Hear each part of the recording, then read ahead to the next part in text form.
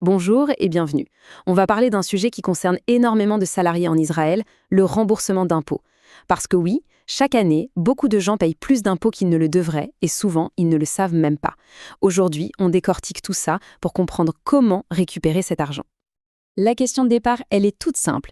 Est-ce que de l'argent dort quelque part et attend d'être réclamé? Pour pas mal de monde, la réponse est un grand oui. C'est de l'argent qui a été prélevé en trop, directement sur le salaire et qui se trouve dans les caisses de l'administration fiscale. Et ça, c'est vraiment le point le plus important à comprendre. Un remboursement d'impôt, ce n'est pas un cadeau de l'État, hein.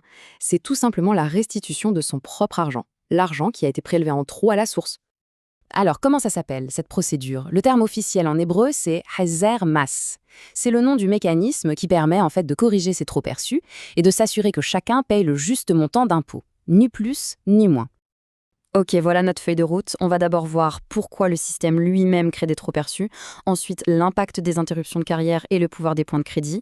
On parlera aussi de l'erreur classique quand on a plusieurs jobs, des autres sources de remboursement possibles, et pour finir, un avertissement très important. Allez, on plonge direct dans le vif du sujet. Le système fiscal israélien, en fait, il prélève l'impôt chaque mois. Mais le vrai calcul, lui, il est annuel. Et c'est cette petite différence qui crée souvent des décalages, surtout pour ceux qui ne maîtrisent pas toutes les subtilités et qui mènent à des paiements en trop. Bon, la raison numéro 1, la plus fréquente de toutes pour un trop-perçu d'impôt, c'est une année de travail qui n'est pas linéaire. Le système y part du principe que le salaire mensuel va être touché pendant 12 mois. Si ce n'est pas le cas, eh bien, tout le calcul est faussé. Ce schéma, c'est l'exemple parfait. L'employeur du premier job a prélevé l'impôt comme si le salaire allait tomber toute l'année. Pareil pour le deuxième employeur. Sauf que le système ne prend pas en compte la période de chômage au milieu. Et ça mène quasi automatiquement à un trop-perçu à la fin de l'année. Et des situations comme ça, il y en a plein. Changer de travail en cours d'année, avoir une période sans emploi, commencer son premier job en Israël, ce qui est typique pour les nouveaux immigrants, ou simplement démarrer après le 1er janvier, ce sont tous des scénarios où l'impôt prélevé est presque toujours plus élevé que ce qui est réellement dû. Ok, maintenant, deuxième point super important qui peut générer des remboursements, les points de crédit d'impôt. En hébreu, on dit les nekudot zikui. Énormément de salariés n'utilisent pas tous les points auxquels ils ont droit. Le principe est tout simple, en fait. Chaque point de crédit vient réduire directement l'impôt à payer à la fin. Ce n'est pas une déduction du revenu, c'est un crédit direct sur l'impôt, ce qui est beaucoup plus avantageux. Et chaque point a une valeur en shekels mise à jour tous les ans. Et attention, cette valeur, elle est loin d'être symbolique. Pour l'année 2024, un seul petit point de crédit, c'est 2904 shekels d'impôt en moins. Alors on imagine facilement que si plusieurs points n'ont pas été déclarés, la somme peut devenir très intéressante. Alors, où est-ce qu'ils se cachent, ces fameux points? Et bien souvent, dans les grands événements de la vie. Une naissance, l'obtention d'un diplôme, le statut de nouvel immigrant, la situation familiale, ou même l'endroit où on habite. Si l'employeur n'est pas au courant de ces changements, les points ne sont tout simplement pas appliqués. Maintenant, attention, on aborde une erreur qui peut coûter très cher, le fait d'avoir plusieurs emplois sans faire ce qu'on appelle une coordination fiscale. C'est le piège du teumomas. Là, la différence est juste énorme.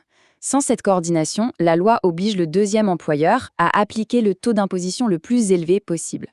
Par contre, avec une coordination, les revenus des deux jobs sont additionnés et un taux global juste est appliqué. Et ce taux maximal, c'est 47%. C'est juste colossal. Ça veut dire que même si le deuxième job rapporte peu, il est taxé à près de la moitié s'il n'y a pas eu de thune massite. Ça crée un trop-perçu qui est quasi systématique et souvent très important. Et ce n'est pas tout. Le droit à un remboursement ne vient pas seulement de la fiche de paye. D'autres activités financières qui n'ont rien à voir avec le salariat peuvent aussi y donner droit. Voici quelques exemples pour bien comprendre. Des pertes en bourse peuvent venir compenser des plus-values. L'impôt sur la vente d'un bien immobilier, le Mas Shevar, peut être étalé sur plusieurs années. Même les primes d'assurance vie pour un prêt immobilier ou les dons à des associations reconnues ouvrent droit à des crédits d'impôt. Ce sont des choses qu'on oublie tout le temps. Mais, il y a un mais.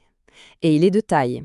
Avant de se précipiter pour faire une demande, il faut savoir qu'il y a un avertissement crucial à prendre en compte. Ce n'est pas toujours sans risque. La question est donc essentielle. Est-ce que demander un remboursement est toujours une bonne idée?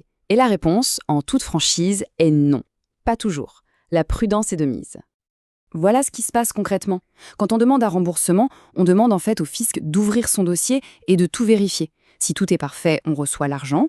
Mais si l'administration fiscale tombe sur un revenu qui n'a pas été déclaré, même un petit truc, la demande de remboursement peut se transformer en une facture à payer, et parfois avec des pénalités.